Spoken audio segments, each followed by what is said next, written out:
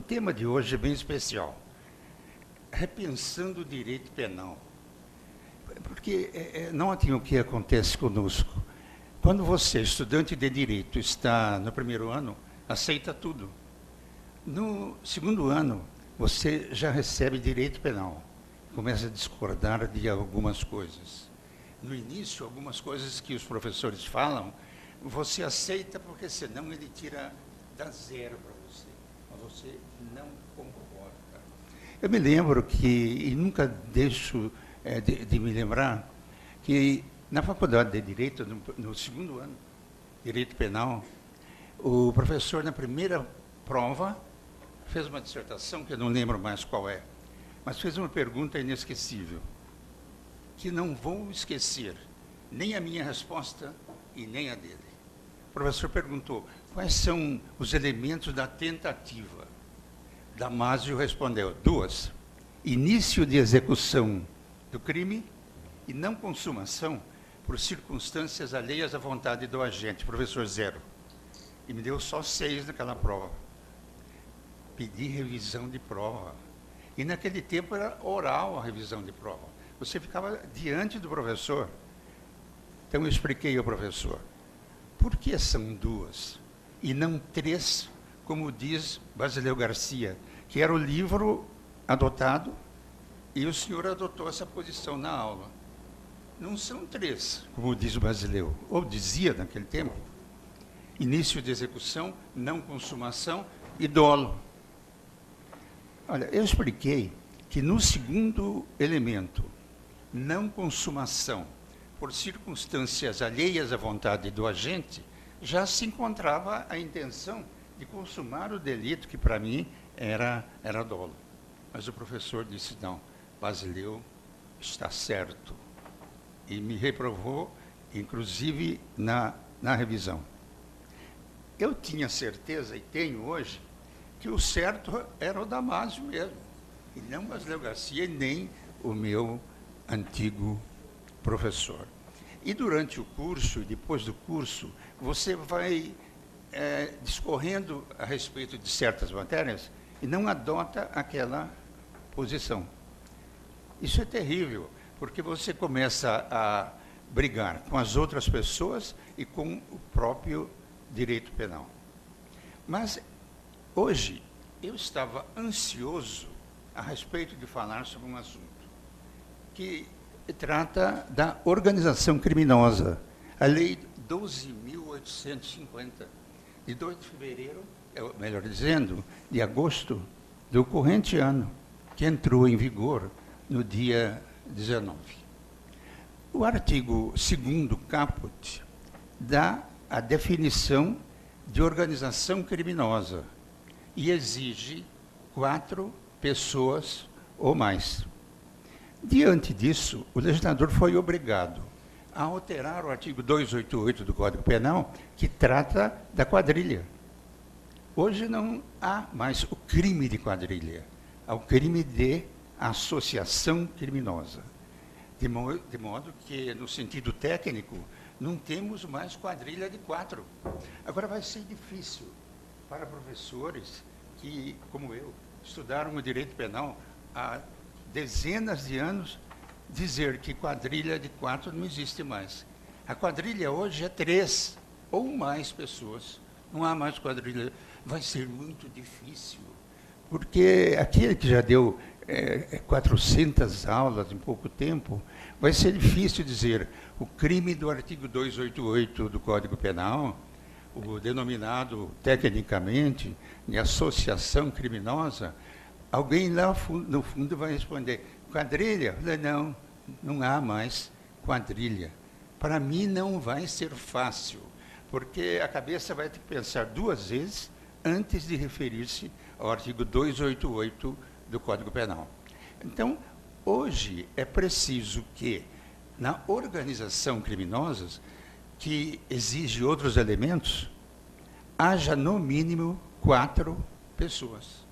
E no delito, que antes era de quadrilha e não há mais com esse título, no mínimo 3 pessoas. Então, criaram uma confusão na legislação brasileira, que é a seguinte: 2 ou mais pessoas, concurso de pessoas, concurso de agentes, do artigo 29 até o artigo 31. O delito de associação criminosa, 2 ou 3 ou mais pessoas. Notaram a dificuldade da cabeça humana? E o delito de organização criminosa, 4 ou mais. É claro que todos nós, ultimamente, já assistimos televisão, que fala em crime. Eu não vi e nem ouvi ninguém até agora falar em associação criminosa, quadrilha. Vai ser difícil de escapar a ouvir isso. Então vamos ter que suportar a mídia falar em quadrilha quando nós nos referimos à associação criminosa. Nos últimos anos, as leis, e não digo só penais, de toda ordem, brasileiras, estão sendo muito mal feitas. O Congresso Nacional, que tem principais 2 atividades, que é o orçamento e fazer leis, não faz bem nem orçamento e nem fazem bem a lei. Há uns 20 anos que vem acontecendo isso, e ninguém toma a iniciativa de consertar. Isso é extraordinariamente importante em todas as disciplinas, porque vejam, o direito penal, ele trata de liberdade humana, vida humana. Não há direito penal sem pena. Nunca vi direito penal sem pena. O direito penal, ele desemboca na pena. E se a pena for mal elaborada, estamos perdidos. É o que acontece no Brasil. Eu já me lembro que na primeira noção legal sobre meio ambiente, criaram o seguinte: um crime sem pena, uma pena sem crime e um título que não tinham nem pena e nem crime. Criaram isso e podemos ver facilmente. Posteriormente, as atrapalhadas que o legislador tem feito não têm tamanho. Eu me lembro que no meio ambiente também há um exemplo muito clássico do Ministério Público de São Paulo, que trata da begônia. Begônia é uma planta que se usa também no jardim.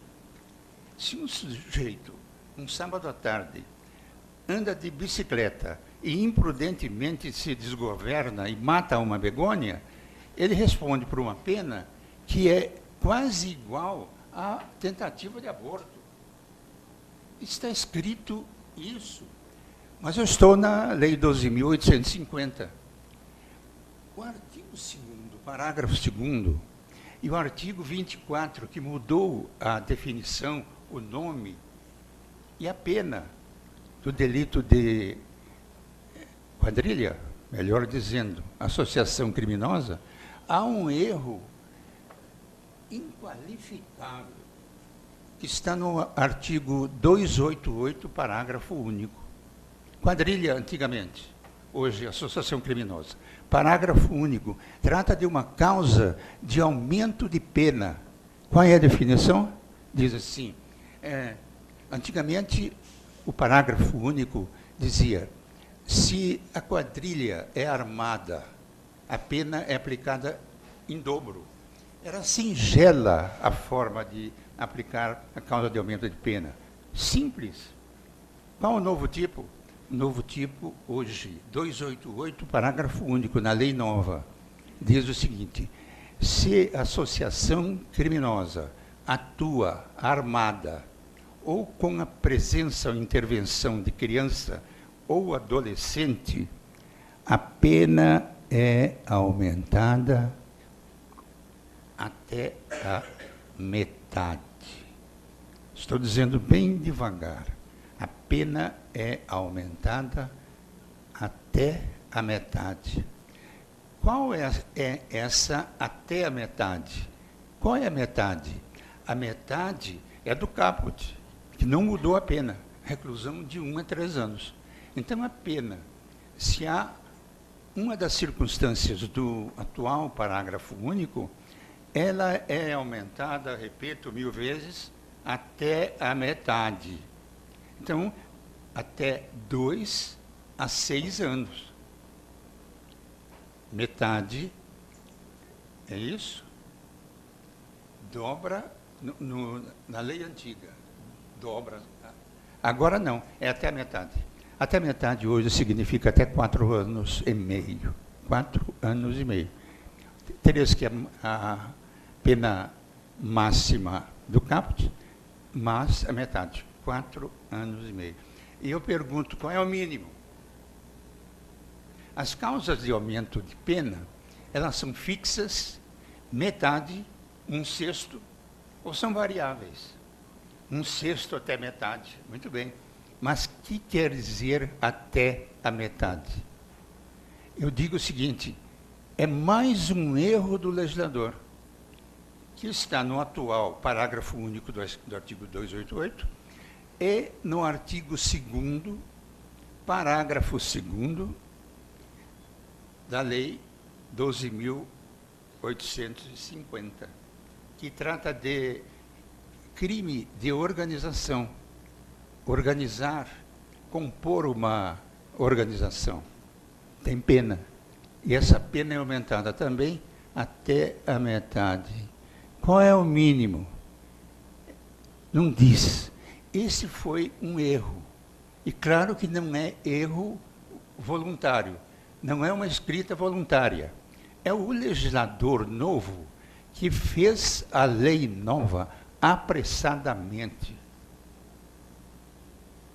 Porque é impossível que numa causa de aumento de pena, em que a organização criminosa emprega criança, adolescente ou é armada, o juiz possa, tecnicamente, legalmente, aumentar a pena do caput, que é de 1 a 3 anos, de 1 dia. Mas isso está escrito. Por que o legislador errou? Errou porque ele não lê bem as coisas. E direito penal não é brincadeira, não é circo, em que eu aplico uma lei para as pessoas darem risada. Não, direito penal é sério. O tipo penal é de extrema seriedade, porque já foi o tempo em que o direito penal era feito para 2 pessoas, o autor e a vítima. Agora não, já se fala em organização criminosa. Depois de organização criminosa, se nós já temos 2 pessoas, concurso de pessoas, 2 ou mais, associação criminosa, 3 ou mais, organização criminosa, 4 ou mais, daqui um pouquinho nós teremos 5 ou mais, 100 ou mais, e teremos uma guerra. Estamos caminhando para o quê? Para compor o direito penal de um artigo muito especial, ou uma lei especial, definindo a guerra. E quantas pessoas são necessárias? No mínimo, para que haja a guerra. Então, eu não brinco com direito penal, eu não suporto que direito penal faça uma brincadeira comigo, definindo um crime de extrema periculosidade, que é a organização criminosa. Sabem por que o legislador errou? Isso me esgana. Me dá vontade de ir para a beira do rio, Tietê, plantar batata e abandonar o direito penal, porque quando o legislador, que é encarregado de fazer a lei, brinca comigo e coloca algo que não existe na lei atual, eu fico muito triste, desanimado. Mas mais tarde eu vou dizer como é que eu retiro isso da minha cabeça. Acontece o seguinte, que no Senado ou no Congresso Nacional, existe um projeto de lei elaborado por uma comissão do Senado. Esse Estatuto Penal, que eu acredito não tem condições de entrar em vigor, e não sou somente eu que diz, não tem condições, acredito que não vai entrar em vigor mesmo. Mas ele tem um artigo 71, parágrafo único, que diz o seguinte: as causas de aumento de pena, não fixado o mínimo na lei, a causa de aumento de pena não pode ser inferior a 1/6. Liquidou o assunto. Toda vez que na parte especial do novo código, que creio que não vai entrar em vigor, toda vez que há uma causa de aumento de pena, não dando o mínimo, ele não pode ser inferior a 1/6. Liquidou o assunto, não há erro nenhum. Mas o legislador da Lei 12.850 pensou que o Código Penal do Congresso já estivesse em vigor. Que erro! Não digo ignorância, não. Imprudência de escrever isso. No novo código, sim, não é preciso que todas as causas digam qual é o mínimo. É 1/6 ou mais. Mas não entrou em vigor ainda.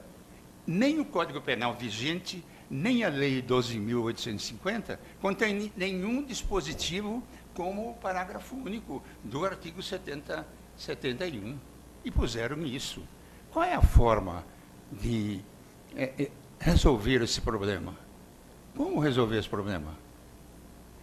Notem o seguinte: o atual parágrafo único, que não dá o mínimo, já entrou em vigor.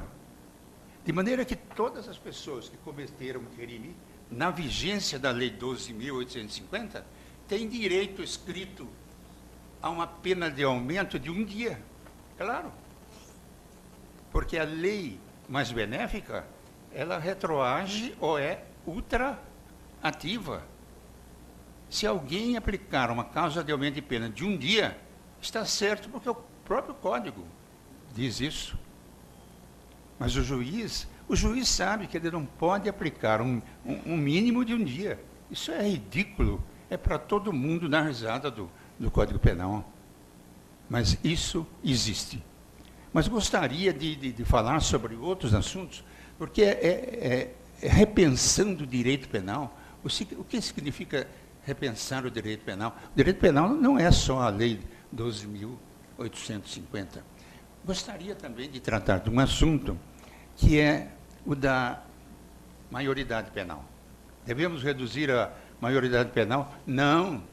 Mas notem, a Carta Magna e o Código Penal dizem que o menor de 18 anos é inimputável. Inimputável é não saber o que fazer nem o que omitir. Não tem condições. Agora, o Brasil tem condições de suportar a redução da maioridade para 16? Para começo de conversa, o número de menores inimputáveis é muito pequeno. Não passa de 3, 5% daquilo tudo que... Então, nós fazemos uma briga brasileira a respeito de um tema que quase não existe em termos de quantidade. Mas o mal existe? O mal existe. Porque se existem 5% apenas, ou 3%, de menores cometendo crimes, eles vão ficar sujeitos a quê? As nossas penitenciárias, que são escolas de criminalidade. Então, notem, tecnicamente, do ponto de vista do pensamento humano, eu acredito que a redução da maioridade seria correta, porque nós não podemos dizer que um rapaz que tem 17 anos, 11 meses, e comete um crime, ele não sabe o que fez. Absolutamente. Há crianças, eu já vi em jornal, na mídia, com 12 anos de idade, que são chefes de quadrilha, com antiga experiência. Isso existe. Então, não podemos, tecnicamente, dizer que o menor de 18 anos não sabe o que faz. Sabe. Mas o problema é outro. Nós temos que pensar repensando o direito penal. Onde desemboca o direito penal? Na pena, na prisão preventiva, etc. E nós vamos mandar esses menores entre 16 e 18, ou 12 a 18, Para onde? Para o sistema carcerário brasileiro. E o sistema carcerário brasileiro tem condições de receber menores? Não. Então, não é o momento de fazer nada em relação à redução da menoridade. Poderia, olha, na verdade, eu trouxe 3 folhas, só de assuntos. Talvez eu não consiga vencer todos os assuntos. Mas tenho que pegar alguma coisa. Me perguntaram já, professor, por que o senhor não aparece na mídia? Por que o senhor já se recusou a falar na mídia várias vezes? Por que, sendo um professor que estuda direito penal há dezenas de anos, não quer aparecer na mídia? É porque aparecer na mídia não é para estudioso de direito penal, não. Ficar na frente do Tribunal de Justiça, perante o Tribunal do Júri, aguardando que alguma televisão peça a sua opinião, não é coisa de gente séria. Não pode fazer isso. Por quê? Porque se você fica esperando julgamento na frente do Tribunal de Justiça, você está falando a respeito de um processo que não foi julgado ainda. E como é que você, com aquela experiência que tem de 10 anos, 20 anos, 30, 60 anos, pode dar um palpite a respeito de um crime que está sendo julgado? Não deve, não precisa. Isso é ridículo, não é coisa de gente boa, não pode aparecer. É por isso que eu sempre me recusei a falar a respeito de um processo que está ainda em andamento. Mensalão transformou-se em pão e vinho. Não se transformou em um processo para gente séria, nem no Brasil e nem no exterior. Por quê? Aquilo é uma brincadeira, não é coisa séria para se assistir. Não assista, que você não vai aprender nem criminologia e nem direito penal. Porque eu ouvi coisas absurdas.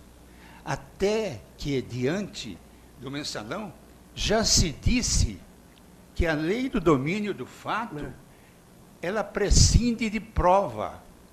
Nunca ninguém disse isso. Escrevi um livrinho chamado Domínio do Fato, que alguém disse. O professor escreveu um livrinho de 35 páginas, que foi usado pelo ministro presidente do Supremo Tribunal Federal. Eu não falei nesse livro em prova. Por que eu não falei até hoje em 30 livros que escrevi para Saraiva, que réu pode ser condenado sem prova? Não diria um ridículo desse, e não diria diante do domínio do fato. Claro, se o sujeito é o gerente do crime, não é que, por ser somente gerente do crime, ele vai responder pelo delito. Quando houve, aqui em São Paulo, a morte de 111 detentos numa penitenciária, eu escrevi um artigo a respeito desse assunto, dizendo que governador do Estado do quê? Do Rotary, nenhuma autoridade que se relacionasse com o fato poderia, só por isso, responder pelo crime. Não porque é secretário da Segurança, porque é comandante da PM, que iria responder pelo delito. Só se há prova.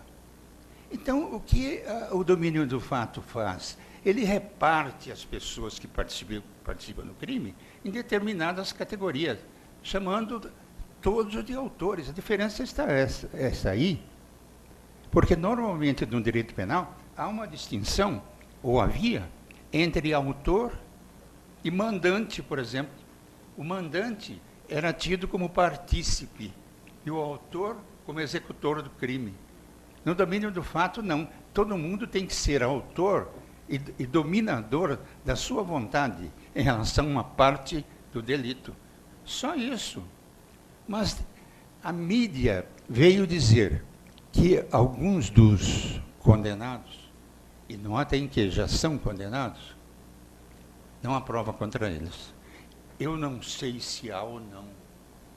O meu estimado amigo, que já faleceu, Otávio Stuck, que foi meu professor de processo civil e desembargador do TJ de São Paulo, me disse uma vez: Damásio, nunca dê palpite ou opinião sem conhecer o processo.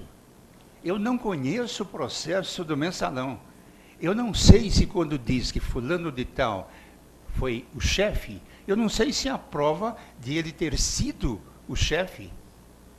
Se não há prova, a condenação está errônea, injusta, ilegal. Se há prova, está tudo bem. Então, estou tocando no assunto do domínio do fato e do mensalão agora, porque para mim o processo já teve a sentença transitada, julgado. Agora eu posso falar. Antes não. Como que alguém que estudou de penal vai dizer assim: Damásio, você só foi lembrado para ser chamado a defender alguém no mensalão, mas você não foi. Os acusados têm advogado? Tem. O processo tem andamento? Está. Então você não pode falar da sua opinião. Se há prova, se não há prova. Ainda pior, quando não conhece o processo. Também gostaria de falar no ativismo jurídico que está acontecendo no Brasil. O Supremo Tribunal Federal legislando. Não há um mandamento que diz, deu fato, o juiz lhe dará o direito? E no Brasil, quando alguém pede alguma coisa que não existe lei, porque o Congresso Nacional não elaborou lei a esse respeito. O Supremo tem dado um jeito de aplicar leis paralelas. Não há uma lei direta sobre o assunto, mas ele aplica uma lei paralela, fazendo de conta que está resolvendo legalmente o tema. Isso é ativismo jurídico. Quantas vezes o Supremo já fez isso? Porque o Congresso Nacional, ele se omite. Nós ficamos pedindo, insistindo, e o Congresso não diz nada. Vem o Supremo Tribunal Federal, como se tivesse lei, julga. Ativismo jurídico. Sabem no que nós estamos nos transformando? E a ideia não é minha, é da minha neta Natália. País de common law. Estamos nos transformando nos Estados Unidos, Inglaterra.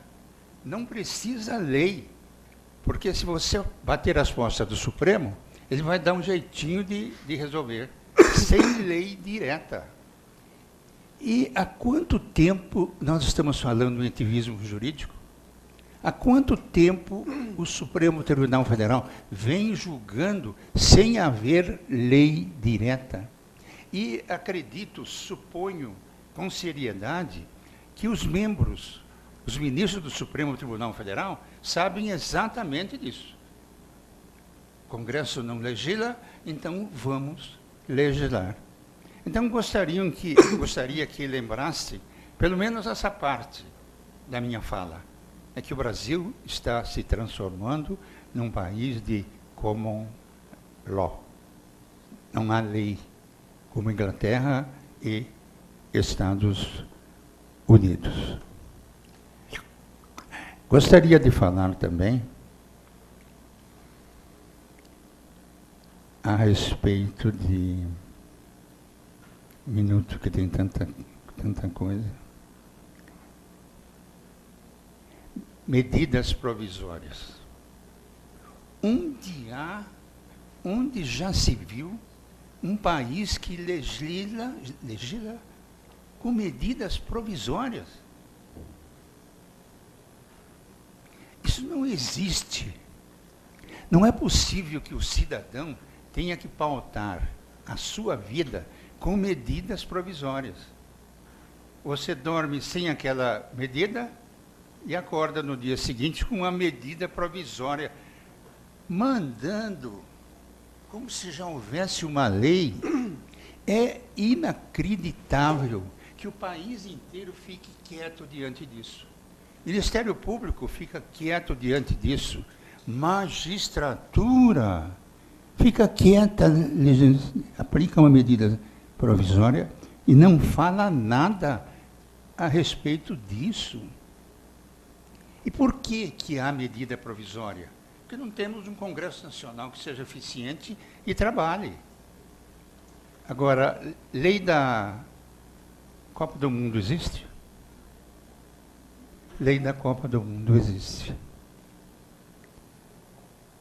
E não a tem. A lei da Copa do Mundo vai criar um problema inimaginável. Porque é lei que entrou em vigor, inclusive lei penal, que vai deixar de existir terminada a Copa do Mundo. Mas qualquer fato que ocorreu nesse interregno, ele vai ser legalmente regido pela lei da Copa do Mundo. E eu não pus minha palavra nesse assunto dos erros da lei da Copa do Mundo. Por quê? Porque não quero ser chamado de pé duro ou dedo duro em relação ao que pode acontecer. É preciso também ter cuidado com a palavra. É preciso ter juízo em externar as suas ideias. Não se pode dizer, antes da Copa do Mundo, diante de um Brasil fantástico em relação ao esporte, que há alguma coisa penal errada numa lei que trata só da Copa do Mundo. Especialmente porque no Brasil nós temos muita gente inteligente, muito mais do que eu, que não mexeram nesse assunto. E há erros tão visíveis que não é possível que o estudante de direito não tenha percebido isso. Mas aguardem e teremos notícia a esse respeito.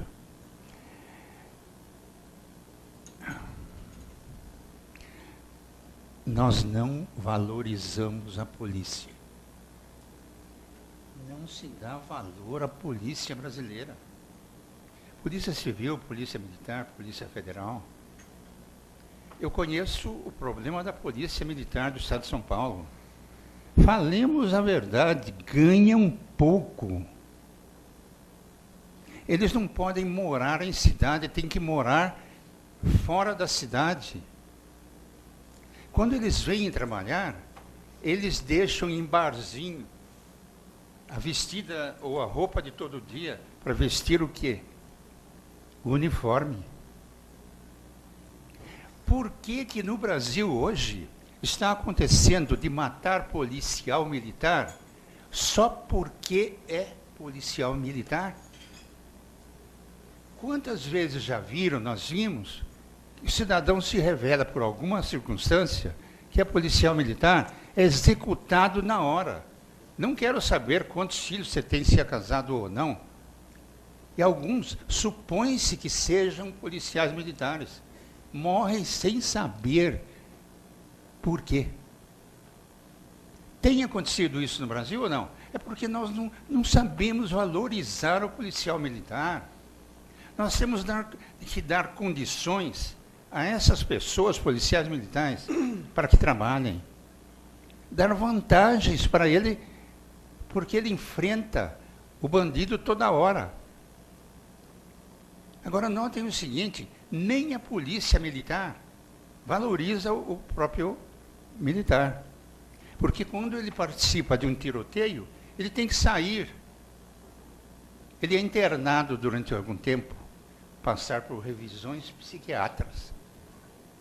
Quero dizer, tem que bater palma, tem que abraçar esse cidadão. Esse é o nosso salvador, esse é o nosso herói. E não afastá-lo como se fosse, momentaneamente, um perturbado mental. Não. Onde é que conhecem um país, fora o nosso, em que se mata policial militar por ser militar? Não conheço. Olha, nos Estados Unidos, na Rússia, matar um policial militar, isso é raro. É uma questão de humanidade, é uma questão de pensamento nacional. O militar é uma pessoa diferente que deve ser valorizada.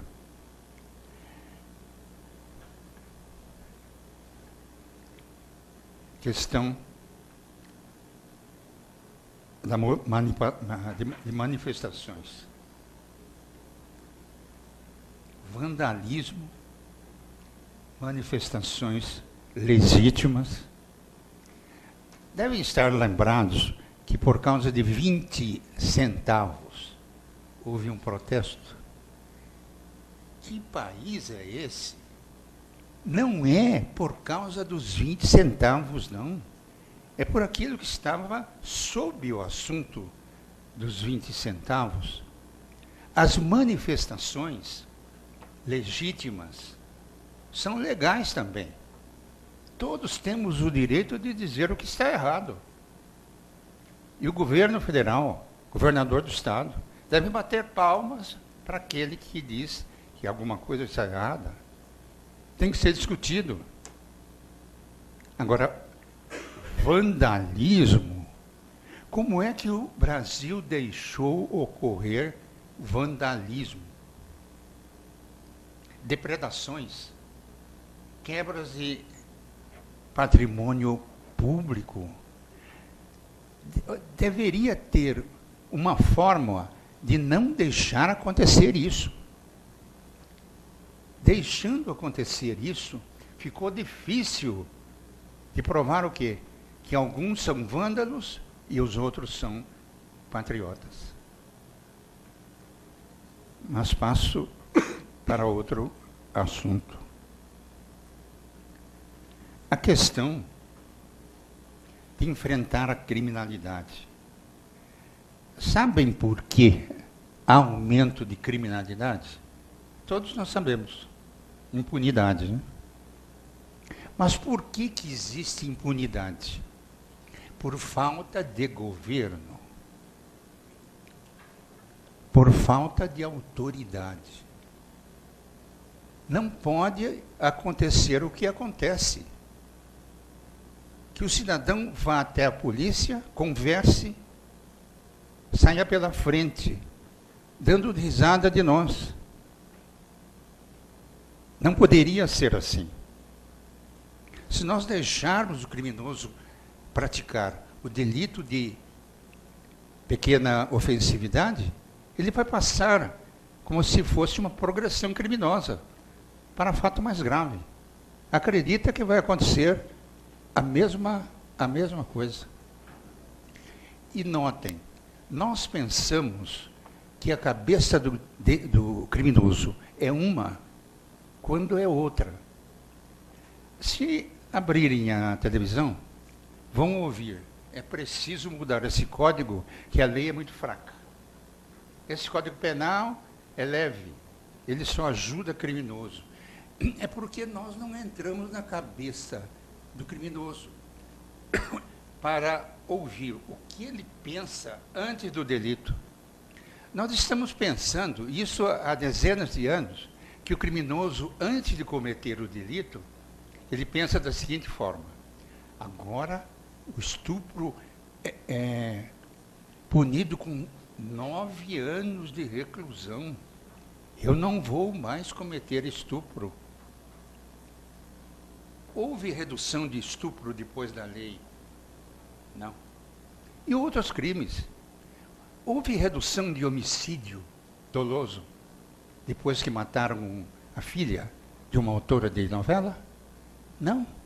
É porque o criminoso, antes de cometer o crime, não passa pela cabeça dele a lei. Quanto é que vale a lei? Isso não passa, a não ser em determinados casos, que eu não conheço. Ninguém pensa nisso. O criminoso, antes do delito, ele só quer o fim nos crimes de mera conduta e só quer o resultado nos crimes de resultado. Ele não pensa jamais na quantidade da pena, não.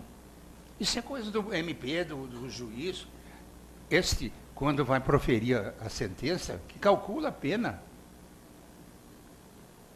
Alguém criminoso vai pensar na pena?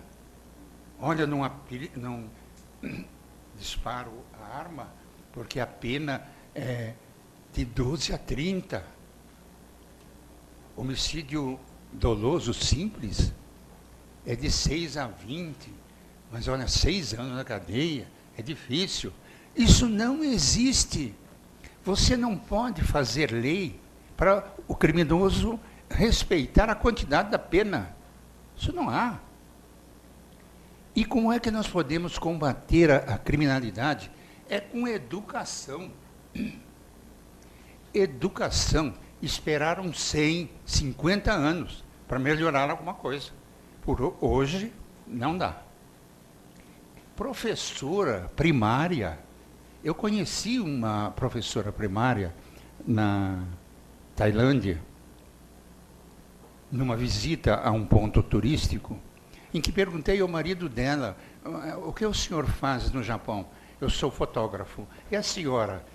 Eu sou professora. Ela respondeu, preliminária, primária. E me disse com um orgulho é defeito, mas me disse com uma alegria, dizendo para mim, olha, eu sou professora do ser humano mais importante do Japão, que são as crianças. O que são professoras primárias hoje no Brasil? São párias. Não têm condições de comprar livro com computador. E querem fazer uma nação. Para quê? Para bater palmas quando o Brasil marcar gol. Que tristeza, né? Nessas horas é que eu me lembro de plantar batata na beira do rio Tietê.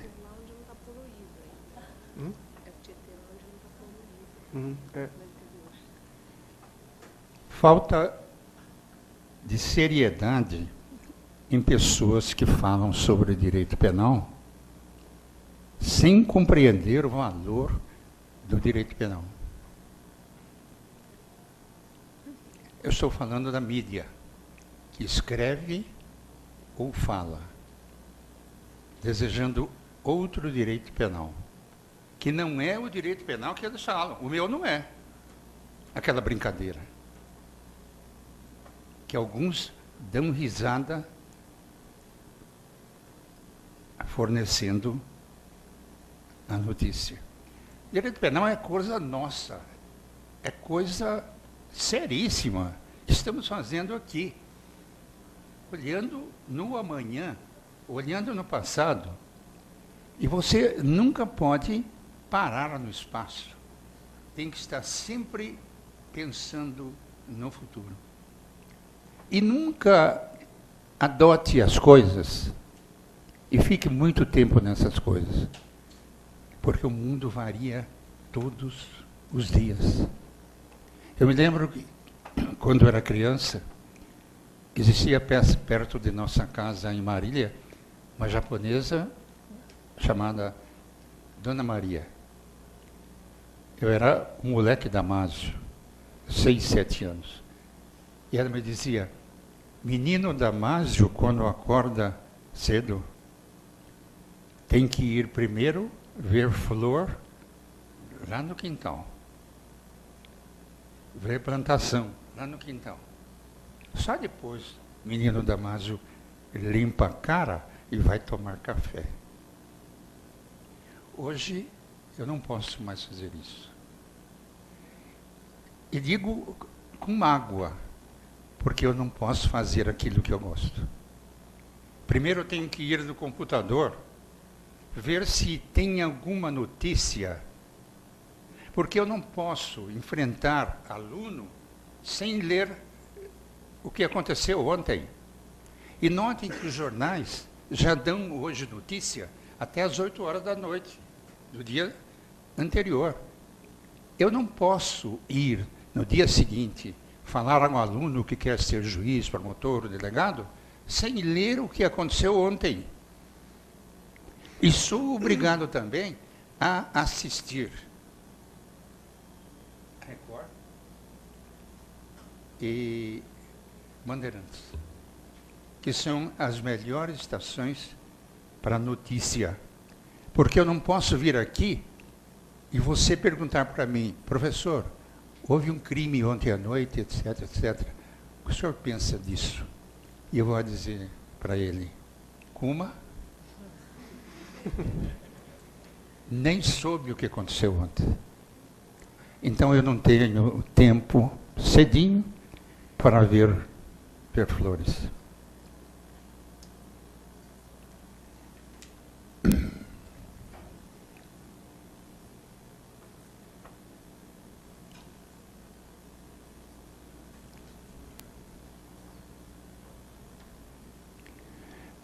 Corrupção é crime hediondo?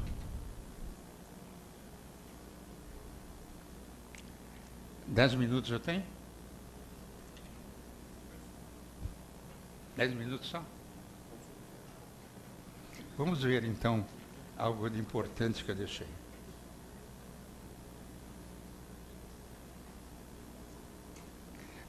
Estão fazendo um carnaval a respeito de biografias. Não há necessidade disso. Nós temos a Constituição Federal, que proíbe o anonimato. Nós temos o Código Penal de 40, que fala injúria, difamação, calúnia. Só isso liquida o assunto das biografias. Agora, todo mundo no Brasil está falando em biografias. Mesmo aqueles que não têm direito à biografia. Que absurdo.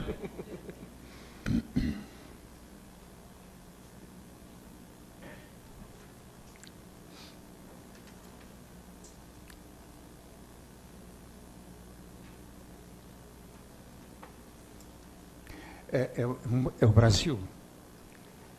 Nós temos uma nação de momento. A chamada Lei de Inopino. De um dia para o outro surge uma lei nova. E notem que, há algum tempo, quando acontecem determinados fatos, sempre surge uma lei. Lei dos crimes hediondos. Ultimamente, nós temos lei para tudo. Acontece alguma coisa, há um deputado que faz um anteprojeto de lei. Não é assim que se faz lei. Não é assim que se orienta o direito penal. Notem bem que o direito penal, ele às vezes espera 100, 200 anos para alterar alguma coisa. E nós alteramos. Não só a nossa opinião, como também a nossa lei. O Brasil teve lei a respeito de organização criminosa? Nunca teve. Mas surgiram duas leis agora, de repente. Nunca teve nada, de repente tem duas. E estamos aí discutindo, e tem opinião a respeito do assunto, se a lei sobre organização criminosa é a de 2012, que é a lei 12.694, ou é a lei 12.850, de 2013. Eu entendo, só há a lei 12.850. Professor, eu vou liquidar em poucos instantes.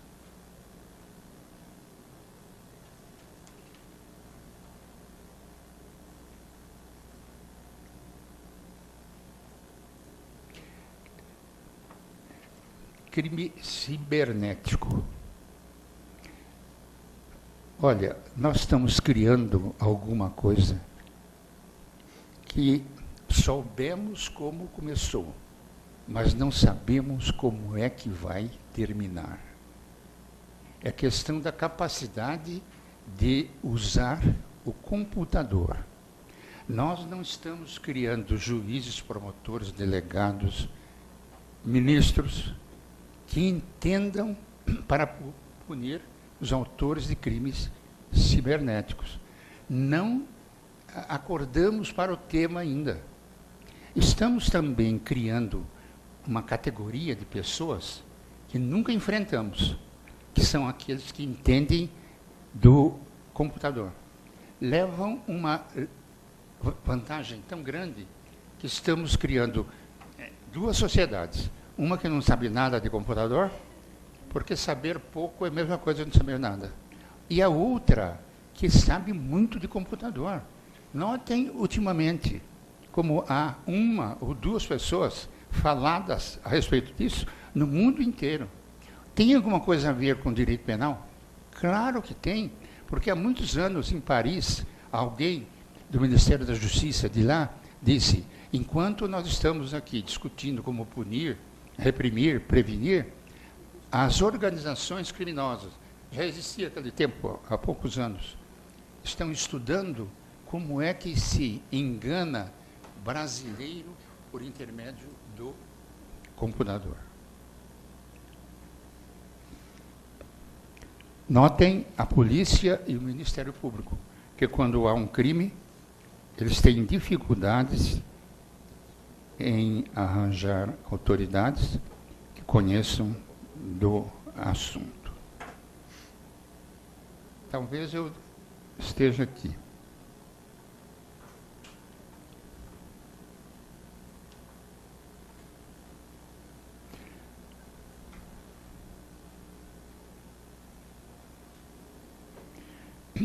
Notem o seguinte, que o direito penal, ele desemboca na cadeia. Sem direito penal, não há direito penal sem cadeia que funcione. Porque até hoje o homem não inventou substituto à altura da cadeia. E notem, nós temos poucas penas alternativas aplicadas. A maioria dos autores de crimes sujeitam-se à cadeia. Se perguntarmos a uma criança de 8, 6 ou 12 anos, o que acontece com um homem quando comete um crime, a resposta dele é cadeia. Nós não estamos inventando, enquanto os criminosos inventam todo dia modos diferentes de nos enganarem. Nós não estamos criando algo para segurar a criminalidade, a não ser a cadeia. E sabem muito bem que criminoso não acredita em cadeia.